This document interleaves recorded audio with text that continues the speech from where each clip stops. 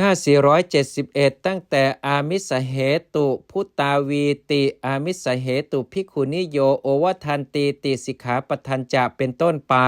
2บทว่าอามิสเหตุพุตตาวีได้แก่สิกขาบทที่ว่าอามิสเหตุภิกขุนิโยโอวัทันติ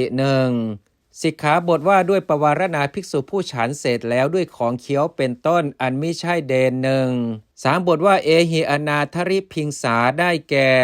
สิกขาบทที่ว่าเอหาวุโสคามังวาเป็นต้น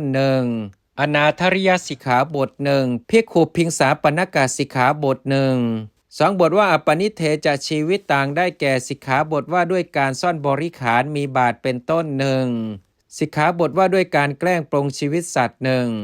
3บทว่าชานังสัปปานกังกัมมังได้แก่ชานังสัปปานกะอุทกะสิกขาบท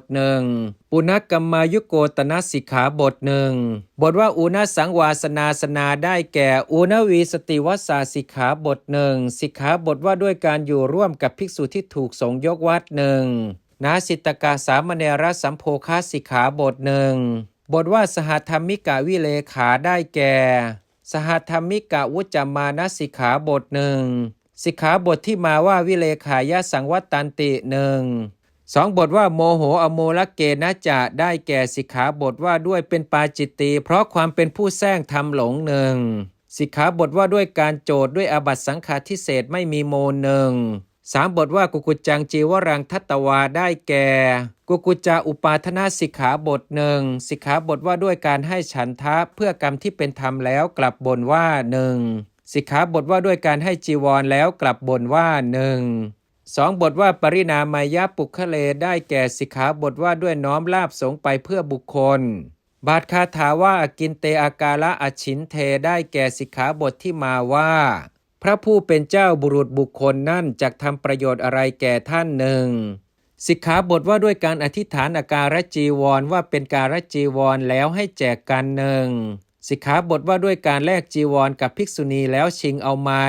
2บทว่าทุกขเหนิระเยนะจะได้แก่สิกขาบทว่าด้วยการยกโทษผู้อื่นด้วยเรื่องที่จับไม่ถนัดใคร่ครวญไม่ดีสิกขาบทว่าด้วยการแช่งด้วยนรกหรือพรหมจรรย์3บทว่าขนังวิพังคังทุพพลังได้แก่สิกขาบทที่ตรัสว่าภิกษุณีใดพึงทำอันตรายแก่จีวรลาภะของคณะที่ตรัสว่าภิกษุณีใดพึงห้ามการแจกจีวรที่เป็นธรรมที่ตรัสว่าภิกษุณีใดพึงก้าวล่วงจีวรกาลสมัยเสียด้วยจำนงเฉพาะซึ่งจีวรอันไม่มั่นคง